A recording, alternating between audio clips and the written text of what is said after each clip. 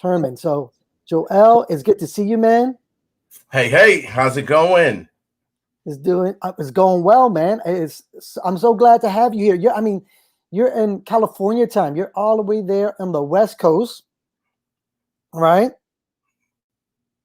You are over there on the West Coast throwing up your signs. You are over there on the West Coast, and your church, the church that Joel pastors, is his house, is the name of that church. And so he was really instrumental today in getting the guests that we have. Man, just let us know what you're doing, Joel. What's been going on lately in your world before we introduce our guests? Well, first of all, Jamie, I just want to say thank you for allowing me to be a co-host. This is right down, my street here. We had Sean Bowles come to the church, and he said that I would be doing this. He prophesied this about 2 years ago, that we would reach the world through internet and media. And so I love your background, by the way. And as you can see, I have my background here, but I really think that it's crucial right now in the world we live in for a different narrative that's pumped than the one that's pumped through all of social media and news to get out there, right? We need to stand up and actually say what truth is. And so that's one of the things that I've been doing around the clock is media, just getting out there in the media and making sure that our voice can be heard. And so I'm super excited to be here today with you and our guest that we're getting ready to bring out. Yeah. So before we bring it out, just a quick thing about you. Not only are you a pastor, a lot of people know you by that, but I could even have you in this place where I'm interviewing you because you've been in a couple films. Is that right? Oh yeah, I have been. I've been in a few movies with Snoop Dogg. Doggy dog. Who would have thunk it? I know. It's a journey, but it was a blast to be there. And I've been in prior to that. I traveled with Eazy-E, Bone Thugs and Harmony, a lot of other artists that we did shows with, KRS-One, Mad Lion. And so I've been in the entertainment industry for quite some time in one way or another. And so when you told me about what you were doing here, I was like, yeah, I want to be a part. I was kind of like, pick me. Oh no, man, you're doing it. And so I'm have to resist in asking you questions about this thing because I'm sure some people are curious about all that stuff. But we'll do that another time, and maybe somehow we can incorporate it in the questions. I don't know, but we want to bring out our guests, and so why don't you take a moment and just tell us a little bit about our guest, her background, and we'll get to know more as we have her on and ask her some questions. But yeah, why don't you give and introduce our guest? Yeah, my pleasure. So the lady that we're getting ready to bring to you guys is amazing. I first met her when I was going to the Capitol to have a private meeting with Senator Shannon Grove. I think Sean Bowles was there, Doug Addison, and some other amazing key people, Cheon, who many of you may know. But we were having a meeting, and I was actually walking to the restaurant and was beside this lady. So I just thought I'd introduce myself and say hi, be friendly, right? So That's what I was doing. And we began to talk about our history and some of the things that we have been involved in. And I told her about my, history in the entertainment industry. And she said, no way. And she began to talk to me about her history, which she danced for Prince. She's been in shows like Buffy the Vampire Slayer and some others that we'll talk about. But we just really connected and said, you know what, let's reach the kingdom together. She has a powerful message as a woman of God and somebody who's in the entertainment industry currently. She was recently in the movie Unplanned. And just did a bang up job in that. And so we just decided to connect, got a chance to meet her family, her husband, her daughter, who I adore. We tried to take her one time and just have her stay with us. Okay. but the whole family is amazing. And so we want to bring to you right now no other than the one and only Robia Scott. Hi, gentlemen. Hey, Joel, Robia. Jamie, it's a pleasure to be with you. It's so awesome. Look. Are you okay? You hang with the boys today? These are the homies. I'm good. I'm good. You can hang. All right. Yeah, what you got? Throw it at me. Well, you must got look. You're a dancer for Prince. We got to take this moment. Yeah, we got to just take this moment and just go through a brief tour of your bio. Okay. And I would love to start with this: a dancer for Prince. Yes. My question is, how does that even happen? And was it that eccentric of a world? That's what I picture. I picture like it's really eccentric if you're in this world with Prince. But maybe I'm just thinking something other than what it really was. Let's Can talk you explain about it? I started my professional dance career at the age of 16. And I was doing all sorts of music videos. This was the time where MTV was really on the rise. So I was the queen of the music video, did many in my day. Then my agent put out a call that Prince was looking for a set of identical twins for his upcoming video. And he looked high and low and could not actually find authentic twins. So I went to audition as just one of the ensemble cast of dancers, like the 20 dancers. And he saw me on the video and really liked me. As you can see, I look like Prince's type. Prince definitely has a type, and then we all look alike.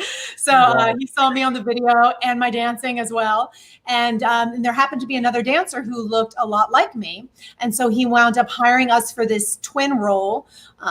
And then one video turned into really him naming us. It was for the album Diamonds and Pearls in the early 90s. And then he wound up coming up with the idea to name the other gal Diamond and me Pearl. And so one music video turned into almost 2 years, being on the album cover, every video, traveling the world, on stage in front of 60,000 fans at a time, bookending Prince. So it was an extraordinary experience. Now, I'm not going to ask you your age now, but can I ask you your age of what you were when you were dancing there? I started professionally at 16. I was about 20 when I was with Prince. And then I retired actually from dance after that, a little bit after that, a couple years after. What was the style of dance that you were dancing? It was, contemporary music video kind of vibe, little sassy jazz. Is this when your career kind of like it was the beginning part of just like that career in entertainment and showbiz type thing? Dancing was where I started. So yes, I did a ton of dance jobs where I would travel the world I actually toured with the Pet Shop Boys as well. I don't know if you remember the Pet Shop Boys from the 80s. No. I remember. You remember? So that was my first tour, but Prince was really the pinnacle. That was the most visible, to work with a literal musical genius and an icon like Prince is a once in a lifetime experience. And he was extraordinary. He was like you would think he would be. He was a little eclectic, like you said. His focus was making music. That's all he wanted to do 24/7. He just was all about the music, but treated us really well. And, we would do the show. We'd be somewhere in Europe and we would do the show in the evening. And then we'd eat some dinner and relax. And then he'd have some nightclub booked and he would do an impromptu show at the nightclub. And so we would go out at 11, 12, 1 in the morning and then be dancing, next to him at a club. And the people at the club would have no idea that they were about to see Prince come in. He obviously worked it out with the club owners. But, that's what we did for months on tour. We would do a show and then we'd dance at clubs and just hung out with the one and only. Wow. Yeah. Joel, do you have any questions, any Prince questions before we move on to the next thing? Because that's like, yeah, I do have some Prince questions. I was a fan back then, right? And but my question is, if you could look back then, what would it be like to do that as a Christian? And how would you navigate that? Like the dance? Would that even possible? I was not a believer at the time.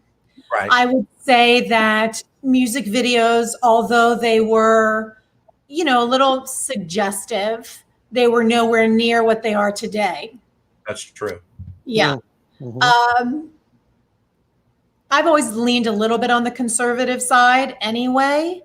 But, Prince definitely pushes the sexuality card as pretty much as far as you can push it.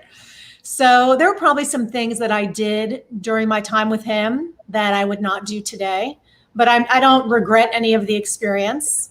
I don't feel like I was, like taken advantage of or pushed. Right. It was just normal dancing. I mean, that's what female dancers were. They were kind of sexy, so that's what we did.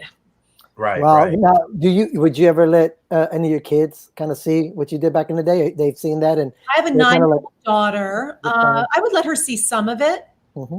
Yeah. As she gets older, I'll let her see it. I mean, it never crossed the line where I thought that I absolutely can't let her see that.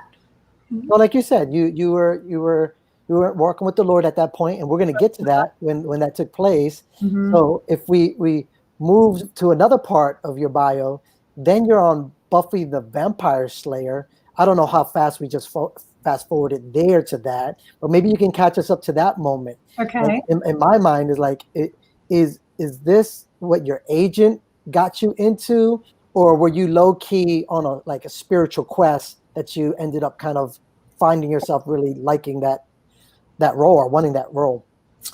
Well, I was just a professional dancer and actress. So when opportunities came, if I felt connected to the material, then I would go and audition. And if I got the job, great, I got the job. So when I transitioned out of dance, because I wanted a career that had a little more longevity than dancing. And I had done that for a while. And I felt like Prince was really as good as it gets as a dancer. And I didn't want to keep doing music videos as I was getting older and older, and I wanted to expand my creative flow. So acting felt like the next logical step. So I retired from dance. I started training as an actress, got an agent for acting, started going on auditions, and I booked, my first job was Beverly Hills 90210. So I did a couple episodes of that. I was Jason Priestley's girlfriend. And then I did, a lot of television commercials, different shows, and got a call for Buffy the Vampire Slayer. Now, the show was not on the air yet. I was in the very first season. So I was familiar with it a bit from the movie. But when I went in, I had no idea really, too much about the show, except I loved my character. It was a very well written show. So got on the show, kind of similar to Prince. I was supposed to do one music video. It turned into 2 years. With Buffy, I was supposed to do one episode, and it turned into 3 years on the show. Wow. And it just happened to be during that time, I was not a believer. I was, I would say really kind of the epitome of success. I'm in my 20s, I'm traveling the world, I'm making money, I'm on TV, I'm giving off the image of absolute confidence and doing great. But if you're not walking with God, you can only be doing so great. And finances are wonderful, but they're really the lowest level of prosperity. If you're right, if you're prospering financially, that's great. But if you're not prospering emotionally and mentally and spiritually, it doesn't matter how much money you have in the bank. If you're tormented and you're laying your little head down on the pillow at night, you're not at peace. It really doesn't matter. So, although I seemed very successful, and in some ways I was struggling. I was a chain smoker. I was just uncomfortable in my skin, even though you wouldn't know that by looking at me because I was on camera and appeared very confident. Yep. The issue that was really hooking me was body image and weight and food, which most women struggle with this, but especially being an actress and a dancer just exacerbates that. So, and again, you wouldn't know by looking at me. I've always been thin. I've always been fit, but it wasn't how I looked on the outside. It was where I was living on the inside. So I was completely consumed with my weight, consumed with food, starving, binging, purging, just wrought up. And that is what kind of drove me to on a spiritual quest. I've always believed in God. I wasn't a Christian believer, but I always believed in God.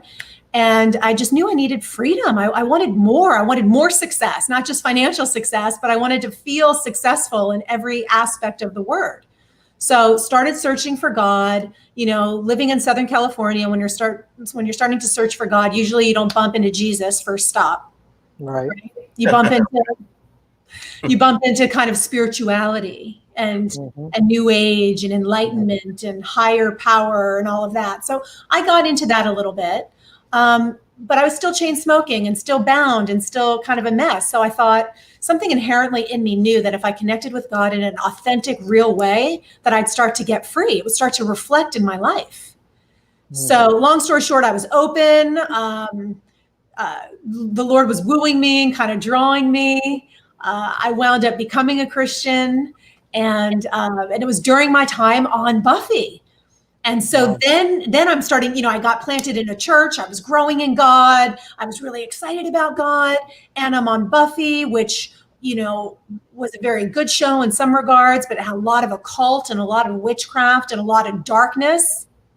And so, I'd go to work and I'd be in these scenes and they'd be doing spells and witchcraft, and you could feel the presence, the demonic presence. Well, that's what I was going to ask you. Did you experience that, or did you notice that after the fact that you got saved? Yeah.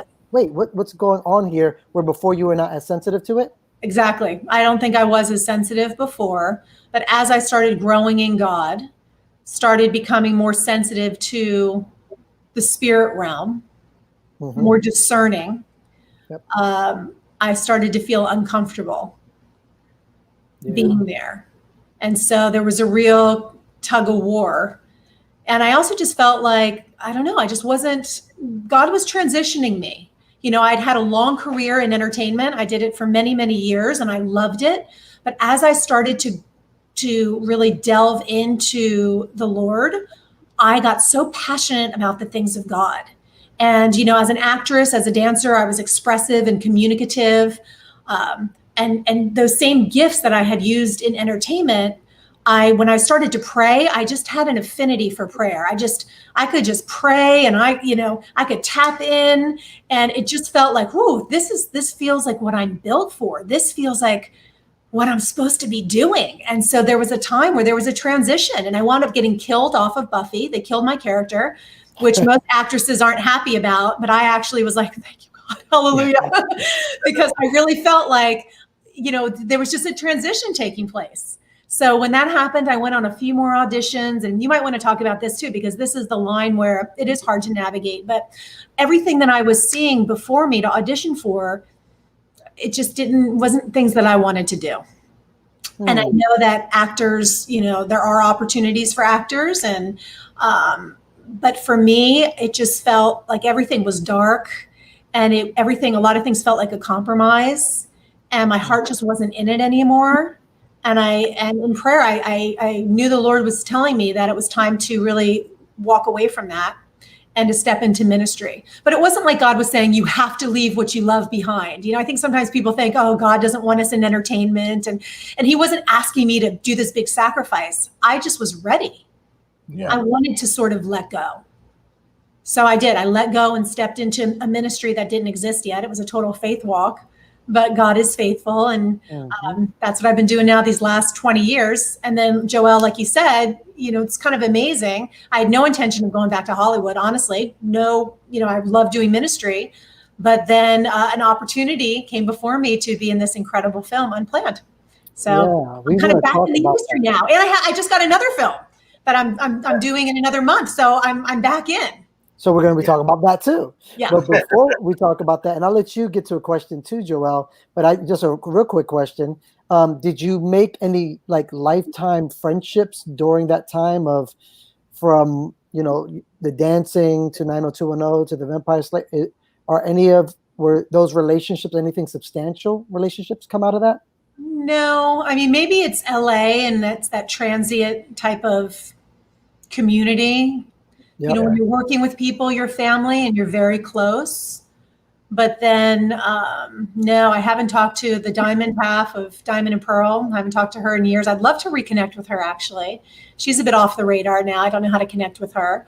And I believe the cast of Buffy, you know, those that were there for all those years have developed friendships, but I was just there, you know, just for a year or two. So for me personally, no, I didn't retain any of those relationships, even though I still occasionally will do a Buffy convention. So I see some of the cast and I love them. They're wonderful people, but we don't have a personal relationship outside of that.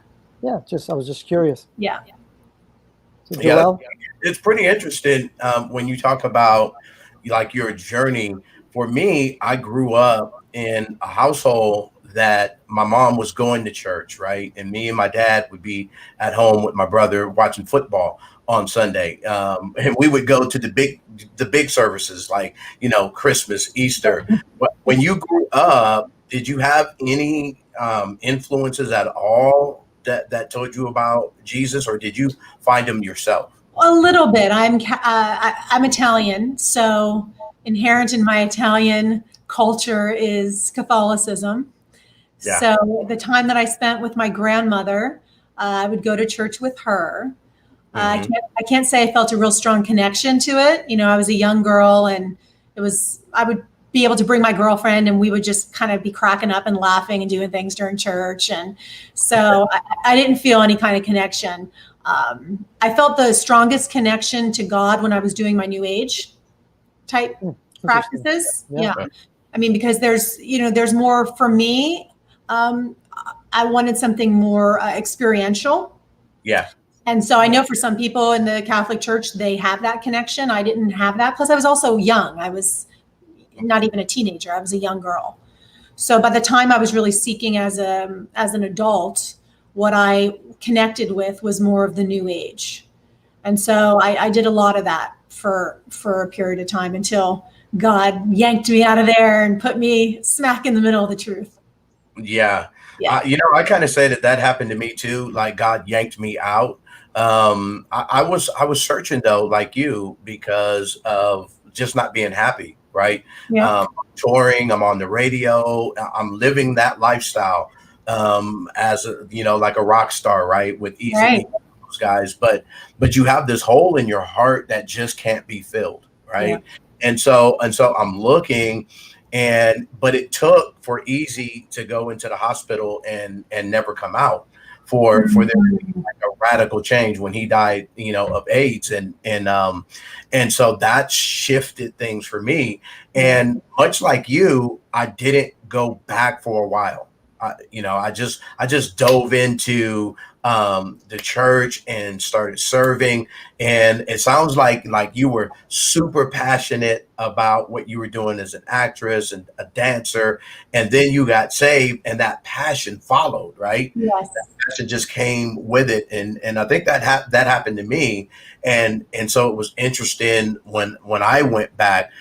What are some of the things that you notice now on the set as a woman of God that is like mature, that you didn't quite notice then, or what's your experience like now with the before and after? Well, Unplanned was just another once in a lifetime experience. So for me to go onto a set where 99% of everyone was a very strong believer in Christ. Wow. And we knew that we were doing a project that was just so much bigger than entertainment. It was really more than a movie. It was a movement, and bringing the truth to the screen, you know, to that degree, to have prayer on set, to have an actual paid intercessory team on set.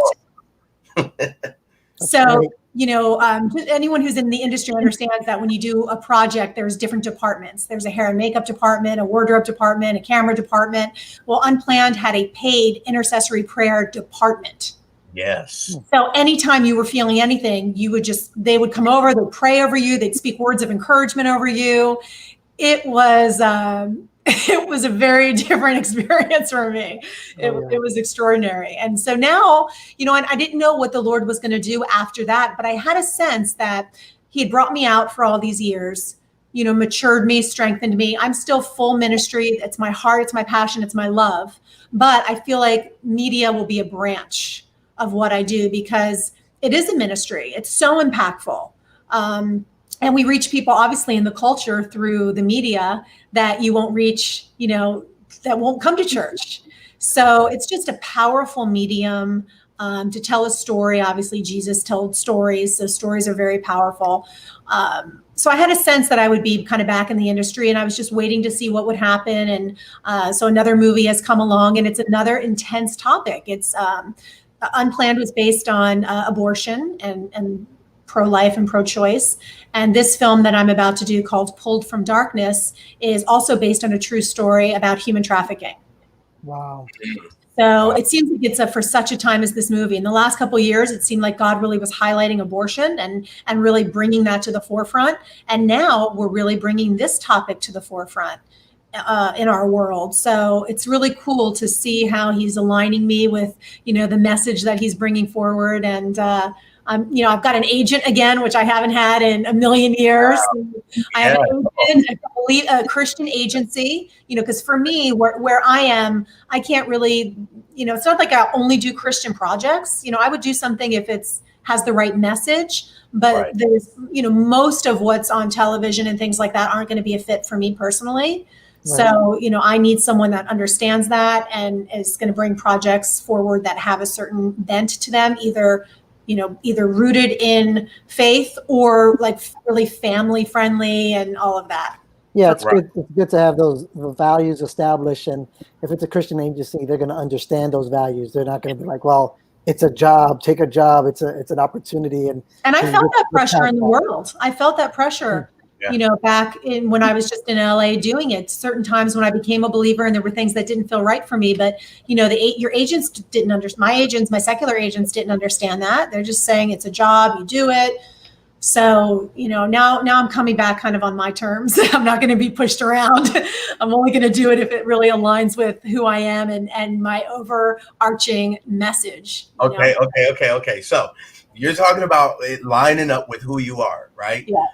In the movie Unplanned, that character wasn't who you are. That's true. You played such a role.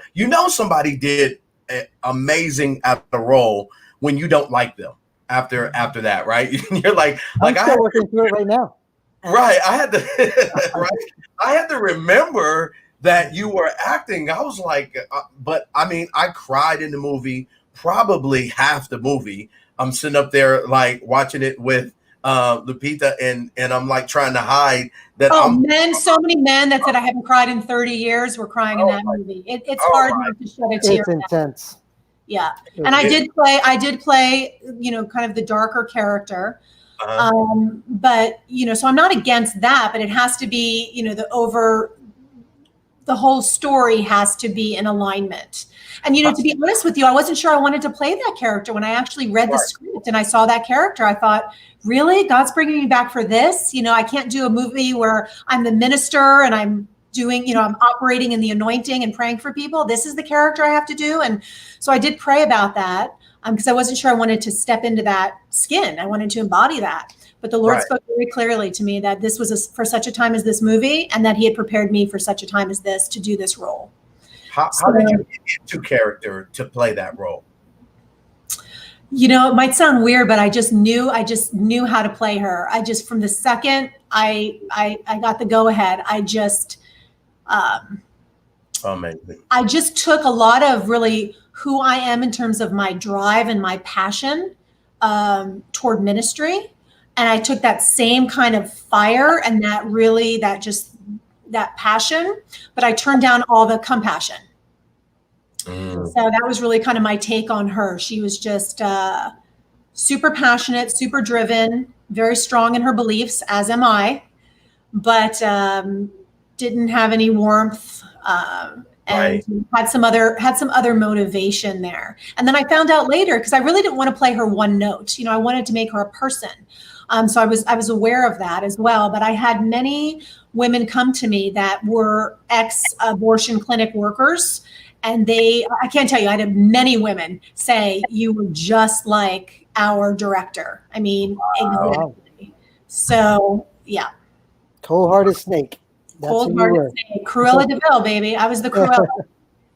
You took all the warmth out. All the warmth was gone. It was all cold. Yeah, no warmth. What was that it was like on the different than me. set? It was like she wasn't animated because you can tell from me, I'm very animated. So Right. I just had her just super stoic and just really driven. And like you can see, I'm kind of tapping Yeah, into like her. you just got right in there, Like my mean aunt. I got my mean Hope on. she's not watching this. Sorry. But no character thinks that they're mean. So that, from an actor's perspective, I never tried to play her mean. And, I had to come up with my own reasons why she was shut down emotionally. Wow. What the hurts that I had, my character that I made up, the hurts that she had experienced and the belief systems that she created because of what she experienced and what she valued, how she valued success and how she valued certain things. Basically, and this is what I do in ministry. I help people get past those wounds, those things that they create, those belief systems that they live from that are not the truth, not from God. So I just use that same type of thing that I do in ministry. And I tapped into, where was she so wounded and so shut down that she would have no emotional sense about what she's doing, but her purpose would, her value, her worth would come from the, going up the corporate ladder and the success. So, that's how I went after her. Did you end up having like a testimony from that came to you? I know there was a lot of testimonies to that movie, but was there anything in particular that you either got wind of or were directly connected to that was like really like blessed you that you were a part of this kind of film? First of all, I don't think we'll understand the full impact it had until we're in heaven. I think then we'll get a sense of how many lives this movie will have saved. Yeah. And then also the women who are even post-abortive, how many women received healing? Yeah. How much the church was able to open up this topic and start to get the shame aspect out and start to bring this to the table. So I just feel like it's such a ripple effect. But yeah, there were so many stories. I did screenings all around the country, and I got to sit in rooms with, grown men who were just, just floored by the movie. I got to talk to, one woman who was in her 60s, who her parents were actually pro-life advocates, like hard advocates their whole life. And she had had an abortion as a 20-year-old, and her parents never knew. Wow. And so she came and confessed to me.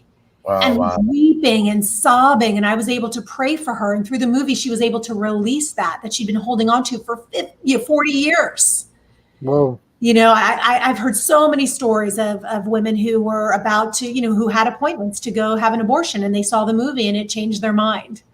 I've heard stories of people that were pro-choice, and then they said when they saw the movie, it wasn't like they necessarily changed on a dime, but it encouraged them to go research it a little bit more, to dig a little bit more deeply beyond the mainstream media. And that's why I wanted to do this movie. And that's what we're even talking about here, Joel. You started this whole conversation with the fact that, especially with where we are in our current culture, there's an agenda on the media, and we're not getting the full picture. So anything we can do that would not tell people this is what you have to believe and this is what you have to do, but anything we could do to bring a more complete picture where we could show or bring some things that are hidden to the light and say, look at this before you make a decision. Look at this piece. Maybe you weren't even aware this piece existed because no one's talking about it. No one's saying anything about it. You're just getting inundated with a certain message. So yeah, that's super good. And you said something that was so extraordinary. It might have just went over people's heads, but you said no character thinks they're bad. And I remember reading the book. I read it several times, but How to Win Friends and Influence People, right? Right. And there's the story about Two Gun Crowley, I think it is, and the implication here that the author is trying to get to us is when he was dying, he said, what did I do wrong? I tried to help people. And all he seen was what he was doing good, but he had killed people, robbed banks and things like that. And I think if we go out, when we go out into the world, if we can remember that nugget right there, that the people that are doing what they're doing, most of them, some just outright just, I'm bad and I know it, but most of them don't think what they're doing is wrong, and they don't think they're bad, and they don't feel that way. And if we can have that type of compassion that you displayed, even to play that character, I believe we would be able to get this message out a whole lot faster. I agree 100,000% with that. I mean, telling people they're wrong is not the way to minister to anybody. And even in Unplanned, a lot of the workers that were working in the abortion clinic, they were great people. And I love that Unplanned portrayed them as great people and didn't vilify them. Yeah, you're right. Them as women who were passionate about women, passionate and thought, and really in their hearts felt like they were doing a great thing. And even now, there are many people in the abortion industry who feel that up to a time. And then usually the further you go, the more you're taken behind the veil, if you will, and you start to see and experience what you're doing. But anyway. Yeah. Well, your career went kind of in a different path, like you were saying, where you were doing a lot of these movies and having these roles, and then you really started feeling compelled towards ministry. So now you have a coaching business where you're doing what you're passionate for. And how did that all start, and where did that business/ministry idea come from? Well, you might have heard the saying, your mess becomes your message and your test becomes your testimony. That's me. I'm the walking example of that. I was in a mess. I came into the truth of the word and the spirit of the Lord, and he took me through a process of healing, a step-by-step kind of process of starting to understand how to experience him, how to connect with the power of the Holy Spirit, how to renew my mind, how to identify lies, how to go into my soul and recognize where I had things wired wrongly because of my experience, and how to rewire myself to the truth. So he took me through this process, and little by little, I started getting healing. And then, it was clear that, I had an ability, because of my walking through that process, to then explain it to other people and help bring them through the process. And, sometimes we want God to just do a miracle and just heal us, and that's great. And he does that. But there's something about going through a process. If God just did a miracle for me, I would tell you my miracle and you would say, wow, that's great. I hope he does one for me too. But because I know how to fight the good fight of faith, I know how the enemy's going to try to derail. I know how to get into those emotional places and do healing. Now I know how to walk other people through. Yeah. So, and when I was praying many, many years ago, I said, God, help me with this food issue. I cannot get free from this food issue. And the Spirit of the Lord spoke to me. I didn't hear an audible voice. I just knew in my heart he was talking to me. He said, food is not your problem. You're using food as a counterfeit comforter. So food is just the symptom to the problem. It's just a fruit of an unhealthy root. That's why trying to control the problem, diets and this and that doesn't work. But he said, if you'll allow me to go into the roots, the fears, the insecurity, the wrong belief systems, all of those things, and you heal the roots, the fruits will take care of themselves. So he took me through the process, and then I wrote the book. I was going to say, where's the book? Come on. Where's the book? Counterfeit Comforts. So this came out a few years ago, and I've been traveling the world speaking this message. And it's not the only message I speak, but it's one of the core messages I like to speak, and I'm doing a coaching program right now about it. And, I find a little bit sometimes in our church culture, we're so focused on learning God and knowing God and getting closer to God, which is wonderful. But often we're not taught about knowing us and learning us and getting closer to us. And we can even be taught, oh no, self, I got to put down self and I got to crucify self. And it's not about self. That's prideful. That's vanity. Yeah. But there's a line between vanity and pride, and also valuing the creation that you are, and knowing that, we kind of have to know ourselves in order to grow closer to God. And we have to know God in order to grow closer to ourselves. So, that's kind of the essence of my ministry, helping people make that connect, to get that who God is into where they live, so that they can not just love God, not just read the word, not just go to church, but really start to appropriate all those promises that are rightfully ours and live in freedom. Yeah, good. one of the things I like to do with people is to have them drill down a little bit on whenever they step out into their passion or want to pursue their passion, there's a process. Oh yeah. And so I'm curious about what did your process look like Oh my gosh. when you were coming to a decision to do like less acting, more coaching, Yeah. and more ministry? How did that look like for you? Okay, well, that was intense. And, I'm the kind of person, I'm just built this way. I can jump. So I'm not the kind of gal who needs all my ducks in a row. I'm a little bit of a faith leaper. So, when God said go, I just went and I just completely walked away from my career. And I didn't really have a whole new career set up yet. So that was really great in theory. Like I just jumped and I just did it. And then I got into this place where I no longer had a career and I no longer had a vehicle for finances. And I'm now in this ministry that doesn't really exist yet. And so I went from, driving my Mercedes convertible, $70,000 car, doing all of that to having nothing. Nothing. And so, but even in that, the Lord gave me a message and he taught me about the wilderness. And, that time of being in the wilderness where God supplies, where, fresh manna comes every day. And you just like, it was a faith walk. It was a faith walk. I remember driving around in my fat Mercedes and not having enough money to do laundry, like put quarters in the machine. Wow. So, it was the best of times and it was the worst of times. So, but God built something in there. He really started to, train me how to be dependent on him and how to know him as source. And God did some supernatural things in my life at that time where, I would need $200 to pay a credit card bill because, if you don't pay a credit card bill on time, your interest rate shoots up to 20% or whatever. And I would need that $200 and I wouldn't have it. And then all of a sudden, someone like a check would come in the mail and it'd be $200. I'd be like, okay, Lord, you're so awesome. I remember one time I'd already been out of acting for a year or so. My commercial agent called me out of the blue. I wasn't even with them anymore. And they said, you remember that commercial you did 3 or 4 or 5 years ago? Wasn't even on the air. I said, yeah. They said, well, they just called us. They want to bring that commercial back on the air. Instead of spending $1 million to shoot a new commercial, they're going to pull your commercial out of the trash, basically, and put it back on the air. So we just want you to know that, we're going to be sending you a check for $10,000 next week. There you go. Wow. So these were the kind of things that were happening during my process. And often the Lord just took me right up to the breaking point, like right up to the edge. And in the middle of it, it wasn't fun. In the middle of it, it was hard.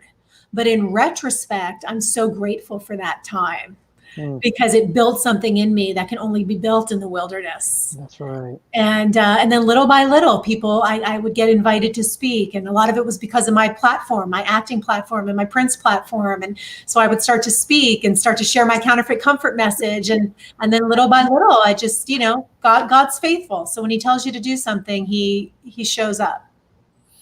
Yeah, and in this time, you're a mother, right, and a wife. Mom, yes. So, what was that all like in how it is that you like as a family, just raising your family, a husband, a wife, just raising their family in that type of maybe the unpredictable stage, or just the fact that you're in the entertainment industry? What does that all look like? How do you manage that?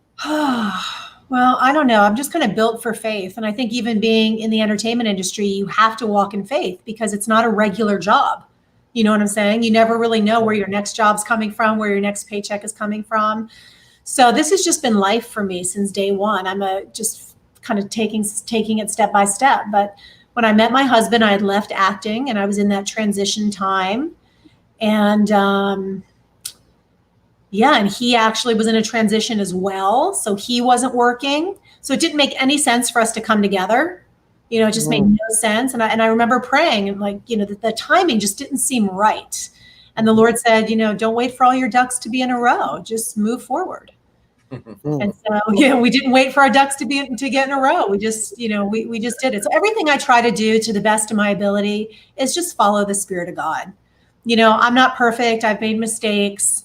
I don't have all the answers, but I do my best to just tune into the living, breathing, fresh voice of the Spirit And, I believe if you stay close to God and you misstep, he'll course correct you. So you don't have to be perfect. You're going to make mistakes.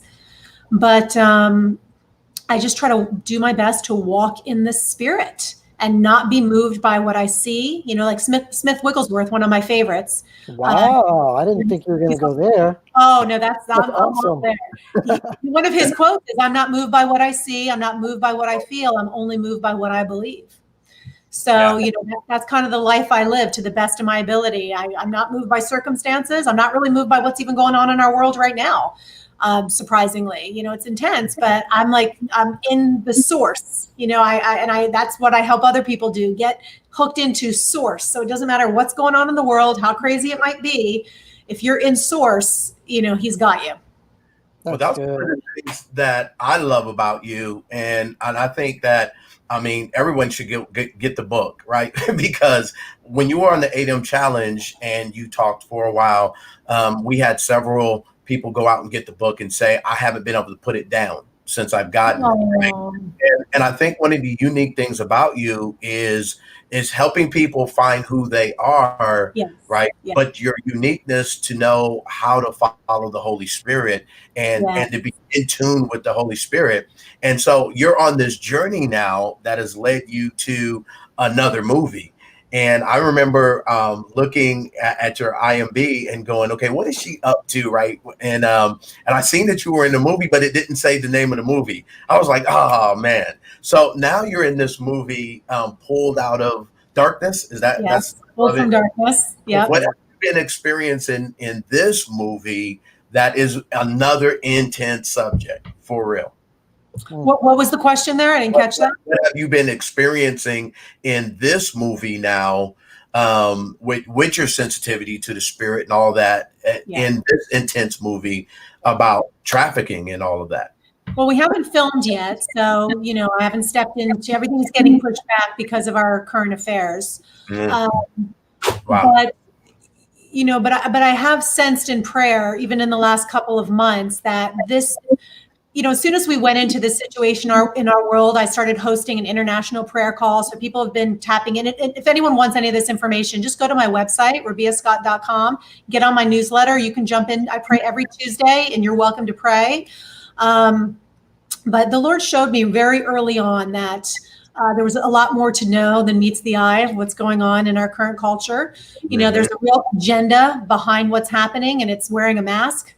So, it's coming in looking like one thing, but there's really something else behind it. But he also was really starting to talk to me about the dark underbelly, that we were going to see. A word he gave me was there's going to be a changing of the guards. Come on. So, yeah. And so what that means is that people are in position of authority.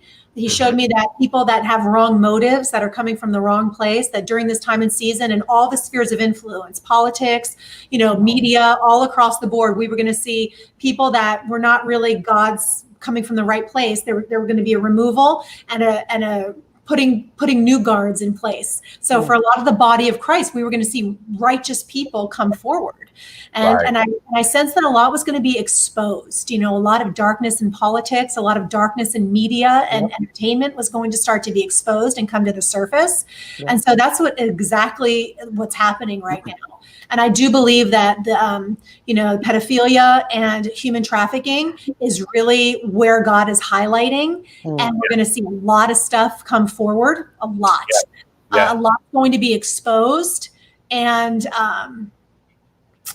God, I don't even know what direction to go. I don't want to go too far, but even with our current culture of everyone having rights, and what's in line with that, because we are human and it is our amendment to have rights, but they actually have people have groups that they think that you should be able to love anyone at any age, and that's there is, that's your right to do that. So things have gotten so perverted and so off. And I believe that there's a lot of shaking happening right now, a lot of real shaking, because things are kind of, coming up, and God's going to put things back in order. So all that to say that I do think this movie is for such a time as this. It's ordained. I believe we're going to start seeing in our culture a lot more being exposed. And you're speaking our language. Yeah, that's right up our alley. This is good, Robia. Now, I didn't prepare this question, but I'm trying to think through this, because as we're discussing things here and thinking about your career, you've been in some dark places in terms of your career. And I think this is something that Joel was alluding to as well. And I was just thinking, have you ever thought about some of the dark places, dark roles, dark, themes, like he said, very intense things, like what you did with Unplanned, and now what you're going to do in this role here? Did you ever think about like how God has created you for such a time as this, and even for such a subject as these? Mm-hmm. Because it's not like you're going to like do a nice little Hallmark film and then you're going over here to do that. It just seems like, my goodness, Vampire Slayer, and then that's when you get your awakening, and then you're over here with these other roles, and these are really intense, confrontational, spiritual warfare subjects. They're not just human crisis issues. They're like strongholds that the enemies had for a long time. Yes. And you're stepping into the medium to give a different perspective on that you can possibly change culture, because I think media actually does shape our perspective and our mindsets about things. So like, what is it about you? Have you thought about like, what is it about you that God would, you and whomever, to put in those positions to champion a different truth, real truth? Well, that's what it comes down to, about us really knowing who we are and what God's called us to do. And we each have a role to play. We each have a piece and a part. And I do feel like a lot of my last years and years have been preparation, really maturing me and strengthening me as a believer, really healing me from a lot of my past, even though I'm not fully healed and done, because it's a lifelong process. Mm-hmm. But, strengthening me to be able to be on the front lines with some of these issues, and be able to be, a face and a voice, because I'm a lover of truth. I love truth.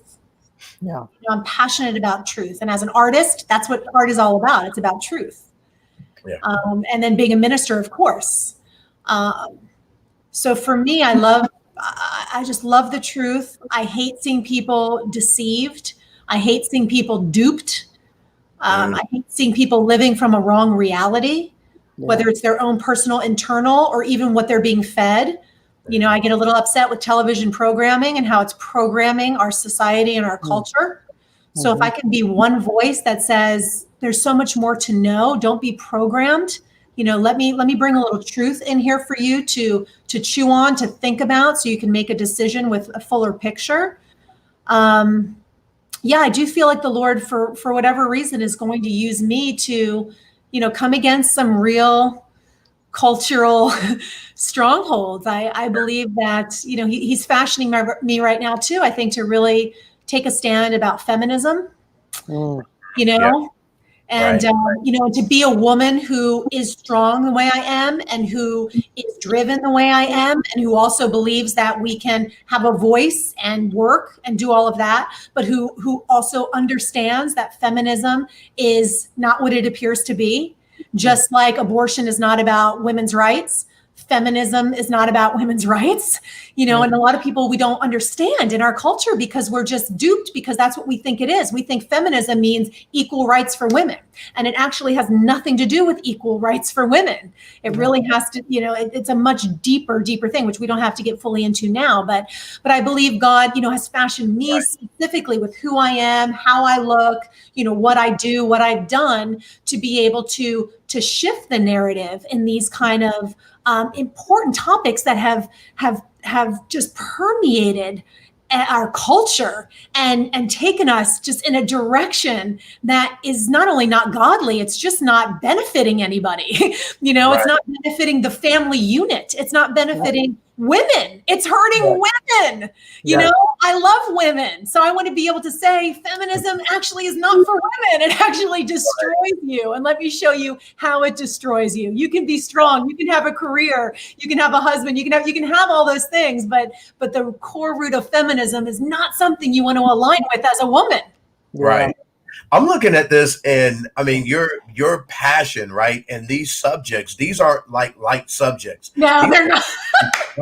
You got boulders here, right? And so have you ever like had feedback that was negative, or because right now people, because of the emotions, right, the emotional climate of our nation, especially, people's reaction is violence first, almost, right? And so with playing these types of movies, and this one right here is this next one is right in central, the thickness of some pretty high important people maybe being exposed and things like that, And right? money. That's a And big time money. and so how what about, have you thought about like safety, or how's that been, feedback and kickback in that regards? Even with unplanned, people said, are you nervous for your family? Or, but I have to say, I did not get a lot of backlash. People might have been saying things, but I didn't personally experience that. Right. So I'm not sure. The more public you become, it is harder now to take a stand for things, because it's almost like you can't win. No matter what you say, the offense is so strong. But see, then Right. as a minister, I love to teach on that. I love to teach on the bait of offense and the hook of offense. Right. Because if you're offended, it has nothing to do with anyone, but you're the problem. So people don't realize that being offended is just such a snare from the enemy. Offense, the word actually means scandalon. If you study it in the Greek, and if you think about a mousetrap, the word offense is the place on the trap where the bait goes. Yeah. So when you take offense, you take the bait, and that trap snaps down on you, and you're suffocating and being killed because you were offended. So these are the things I like to teach from a biblical perspective. In terms of being on the front lines like that, I'm just taking it one step at a time. I mean, obviously you can tell I'm really passionate and sort of willing to just throw the truth out there. Yeah. I love it. I feel like I'm working for God, and I just want people to know the truth, and not everyone's going to agree, and some people might hate me, but a lot of people do want the truth. So I'm talking to those people who are hurting and are and know there has to be more, but they don't know what it is, and they don't know how to find it. So if I'm throwing if I'm scattering seeds, and people are grabbing some seeds, and those are the people that really need it, then I'm happy with that. So we'll just see. We'll see how it progresses, and what kind of platform God has for me, and what He wants me to do. And it is hard when you see people. I mean, you look at our president, and I cannot even imagine. That kind of persecution. And, there's probably people who don't like our president. It's even bold for me to maybe say I believe in our president right now publicly, but I do. And, he's not perfect. He's definitely not perfect, but he is for such a time as this as well. And I honestly don't think there could be one other person on the planet who could be who could be in his position right now, but that's a whole nother story for a whole nother time. But bottom line is that the word of God tells us to support those, to support our president. So even if you don't agree with him, you shouldn't be talking smack, because that's not godly.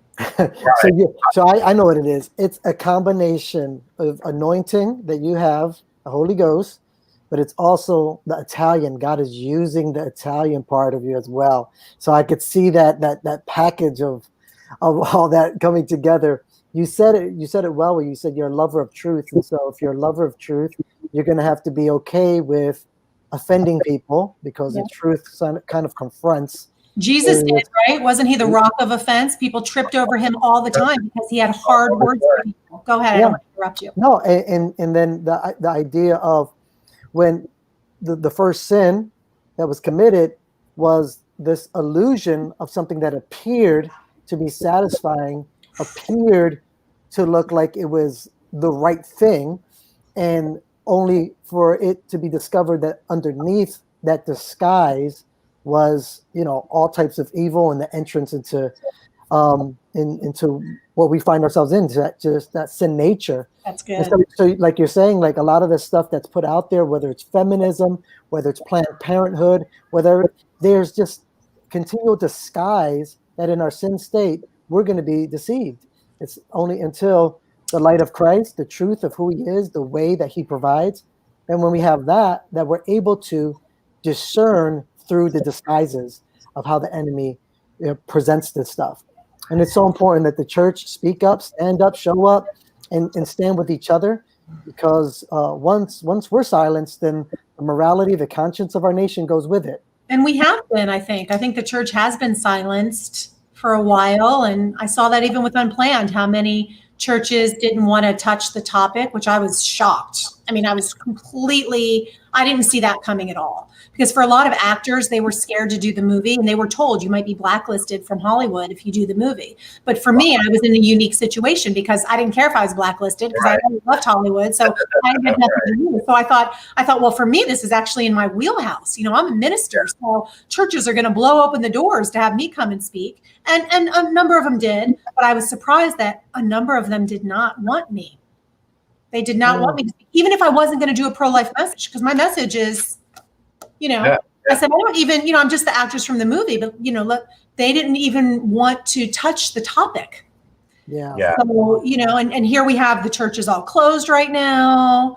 And there's just, my husband's been saying he believes that the church is going to get its voice back. Come on. Yeah, I was just talking about that today. At some point, enough is enough.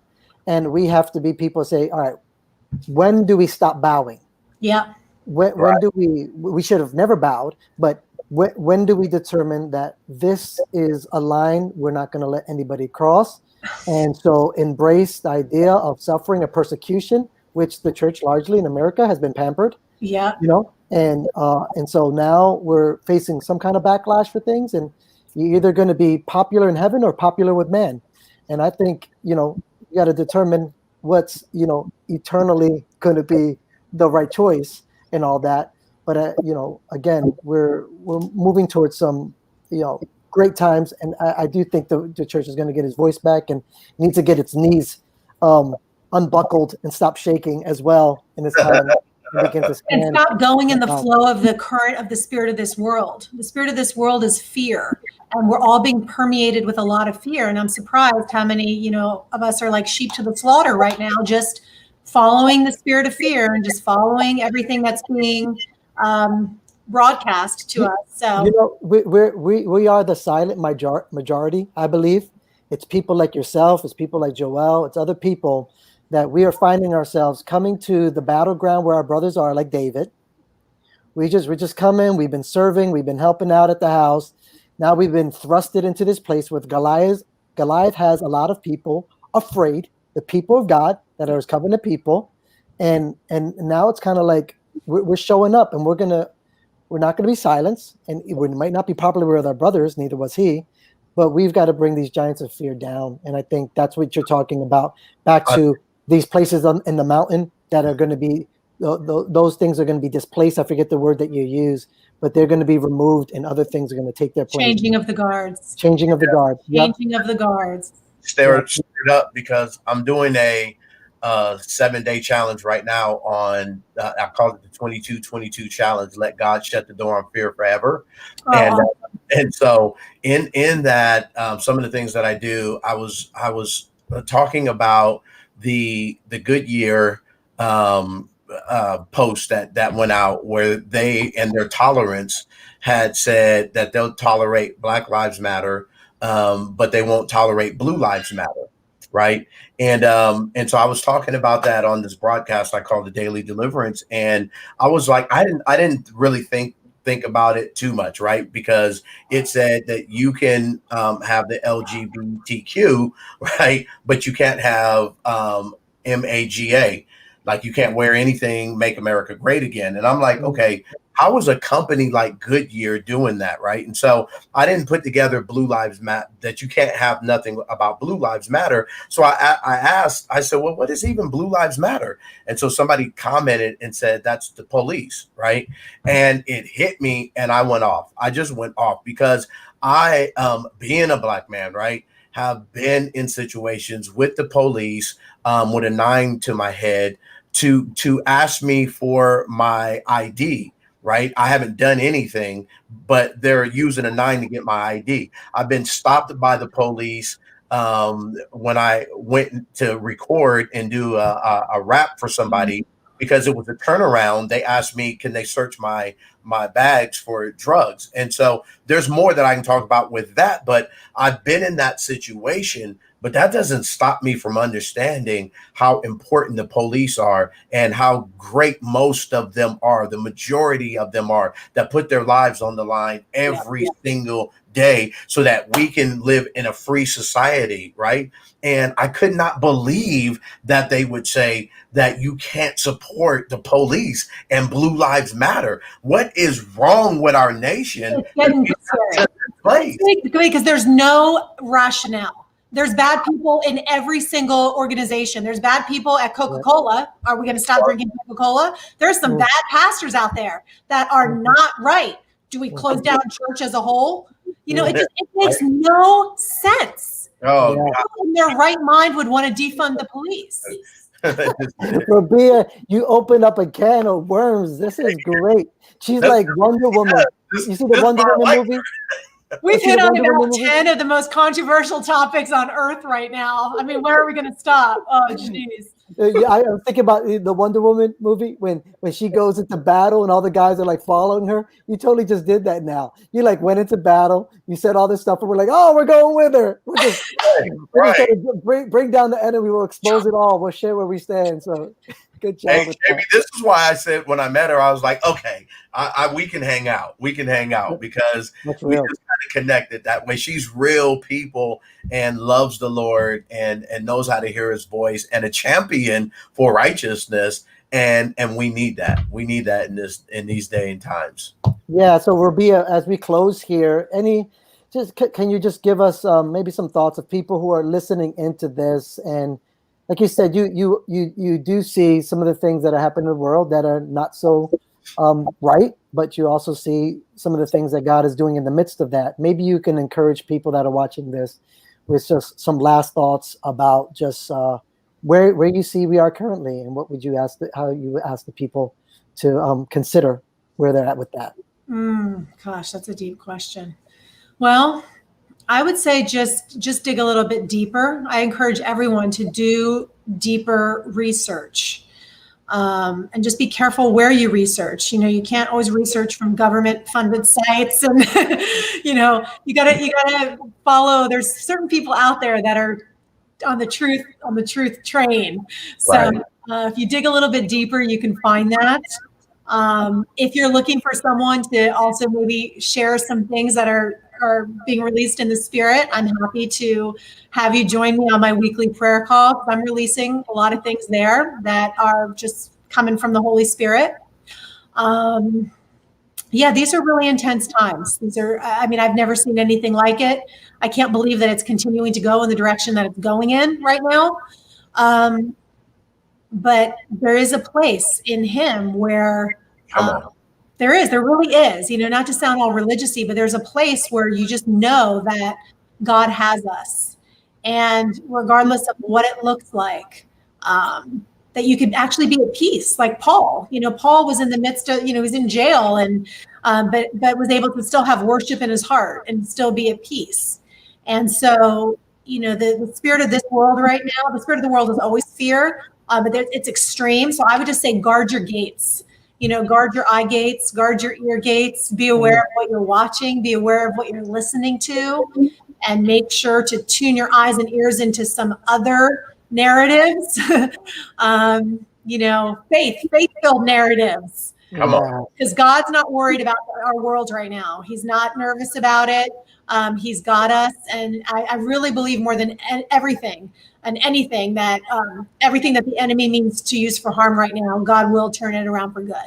So I don't know exactly how it's going to come to pass. I'm writing it out like y'all.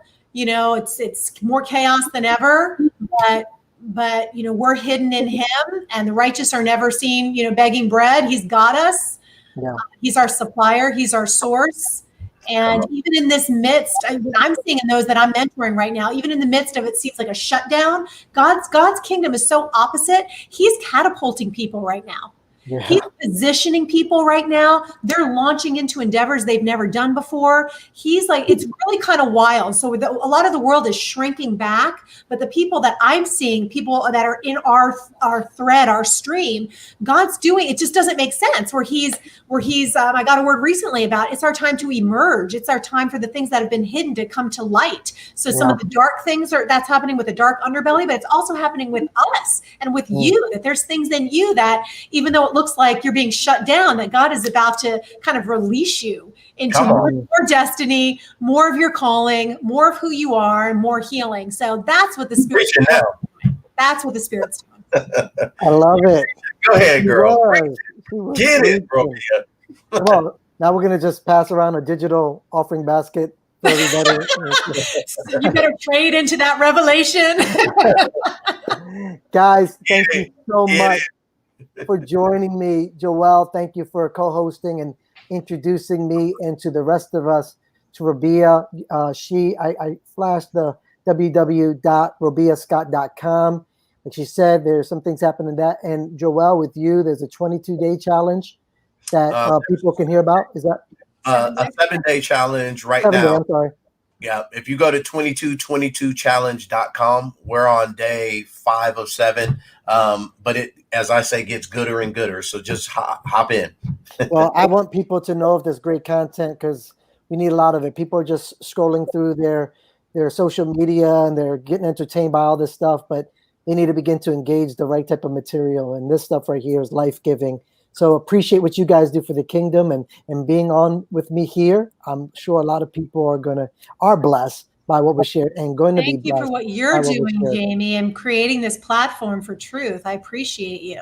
Oh, yes. As long as I'm having people like you on and Joel, I'm good to go. I'll keep doing this. So, guys, thank you for everybody else tuning in to Cross-Eyed Culture. Our talk today with Robia Scott, with the co-host Joel Turman.